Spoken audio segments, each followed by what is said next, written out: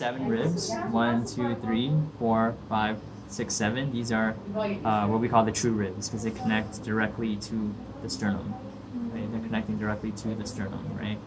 I remember it by saying like superior 7. Like superior is top 7 ribs are true, and then you have your floating ones, which are here. So you have 3.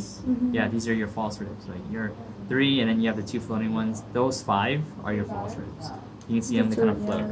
Yeah. So these are the easiest to break because they're not connected to the sternum. These are indirectly connected. And then we have the thoracic vertebrae right here. Thoracic because ribs are coming out of them. Right? It's really easy. And it's protecting your thoracic cavity, right? Yes, in a way, yes, exactly. And you have the spinous process, right? These are little spines. These are the spinous process. The areas here, this is the lamina, right? This is the lamina. You have laminas on both sides of the spinous process. And then, what do you guys think this is? That's the cartilage. Cartilage. The disc? Yeah. It's called a disc, no? Yeah. The vertebrae. Intervertebrae. Yes. Perfect. These are vertebra, right? Inter literally means between vertebra. This that are between the vertebra, right? Cartilage. And that's the one that's made of hyaline? Yes. Yes. Good.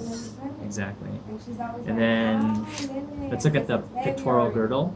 So the pectoral girdle is made up of the clavicle and the scapula. Right? The scapula, shoulder blade. Right? Another thing you know about the scapula is that there's 2 important processes that come out of it. This is the acromion process. Acromion process. This is the coracoid process. The acromion process is important because it forms the joints with the clavicle. Right, so what do you guys think this joint is called? The clavicle joint. Yeah. Like that. No, that's very close. The acromioclavicular joint. Yeah, exactly. And then you have this cavity here. It's like an indent. So this is also called the glenoid cavity. Right? This is the what bone is this?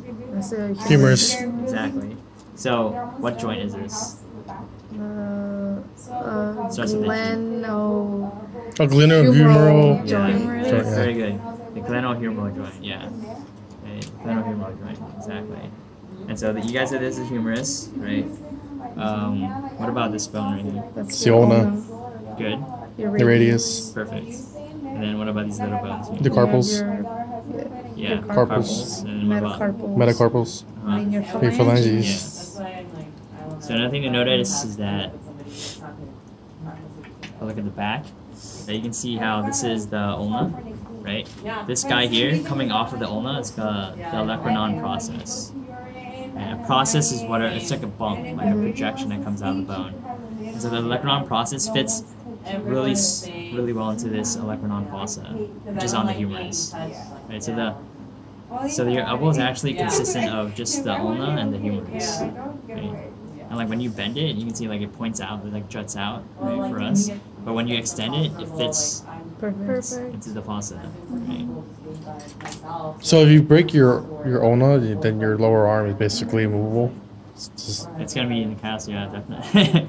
Yeah. It's scary because then you don't want to. You can still move it, but like it'll hurt. It's gonna hurt because again, like what runs through the center, the medulla of the bone. The nerves and the blood cells. Exactly. That's why it hurts really bad.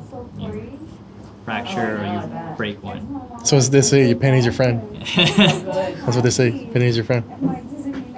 What? Pain is your friend. Pain is your friend. No, not in this instance. Well, because if you feel pain, you know something's wrong. That's what your body's telling you.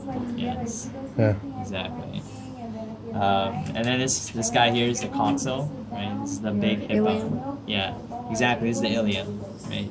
This is where they take the bone marrow from, the ilium. And then the ischium is in the back, right? Yeah. So if I face them this way, this is the ischium. Then the pubis is on the.